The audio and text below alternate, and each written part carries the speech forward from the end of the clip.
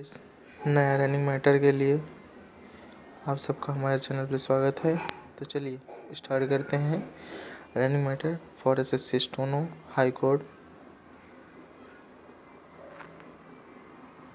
High speed वाला matter है। तो गाइस रेडी स्टार्ट।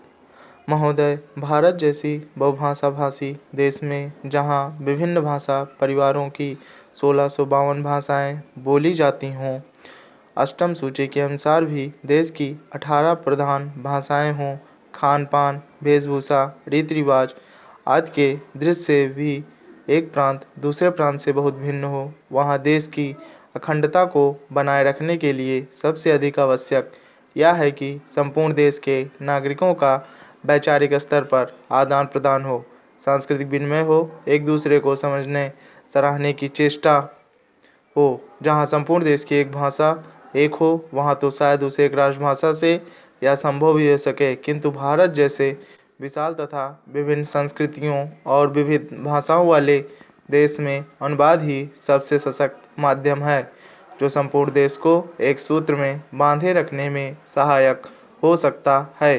द्विभाषिकता का महत्व भारत में प्राचीन काल से रहा है। आज भी भारतीय जनसंख्या के सांख्यिकीय आंकड़े यह बताते हैं कि भारत में द्विभाषियों का प्रतिशत काफ़ी ऊंचा है। कहने की आवश्यकता नहीं कि सभी भारतवासी सामान्यतः हिंदी या निकटवर्ती प्रांत की भाषा को दूसरी भाषा के रूप में प्रयोग करते हैं। हिंदी भाषियों के मध्य हिंदी का प्रचार शिक्षा, व्यवसाय, जनसंचार, फिल्म आदि कई कारणों से हुआ।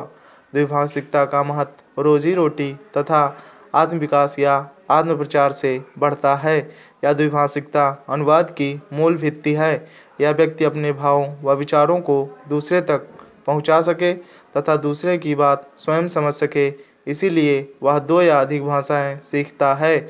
यह व्यवहारिक सत्य है कि जो व्यक्ति जितनी अधिक भाषाएं जानता है वह उतना ही बहुज्ञ है, क्योंकि भाषा के सहारे उसका परिचय क्षेत्र तो बढ़ता ही है, वह विभिन्न भाषिक संस्कृतियों से भी परिचित होता है।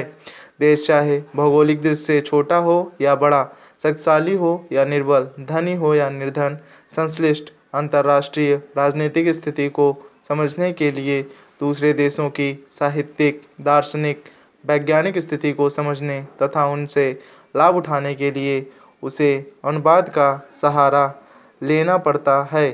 सभी विकसित देशों में इसीलिए अनुवाद का बड़ा महत्व है। अनुवाद संबंधी बड़े बड़े संस्थान हैं तथा बड़े सुनियोजित ढंग से अनुवाद कार्य होता है। मैं आपको यूरोप के एक छोटे से देश बल्गारिया का उदाहरण देता हूँ। बल्गारिया की जनसंख्या 40 लाख है। बल्गारिया में पर्यटकों की वर्ष भर भरमार रहती है और उसका विदेशी मुद्रा अर्जन का मुख्य स्रोत भी पर्यटन उद्योग ही है। विश्व के अनेक देशों के पर्यटक वहां आते हैं, जिनमें बल्गारियन भाषा जानने वालों की संख्या नहीं के बराबर ही होती है। इन पर्यटकों की सुख सुविधा के लिए तथा उन्हें भाषा की कठिनाई ना हो, इसलिए द्विभाषियों का जो यूरोप की विभिन्न भाषाएं जानते हों आवश्यकता होती है। इसके लिए विश्वविद्यालयों में नियमित रूप से युवक युवतियाँ विदेशी भाषाएं सीखते हैं और द्विभाषीय का काम करते हैं। सो गाइस, ये था आज का running matter. Go and subscribe my channel Sanshu Mishra sir, Sanshu sir, ताकि आपको नए नए मैटर्स पे मिलते रहे। और नोटिफिकेशन बेल आइकन को भी दबा दीजिएगा ताकि आपको हमारे आने वाले नए नए वीडियोस का नोटिफिकेशन मिलता रहे।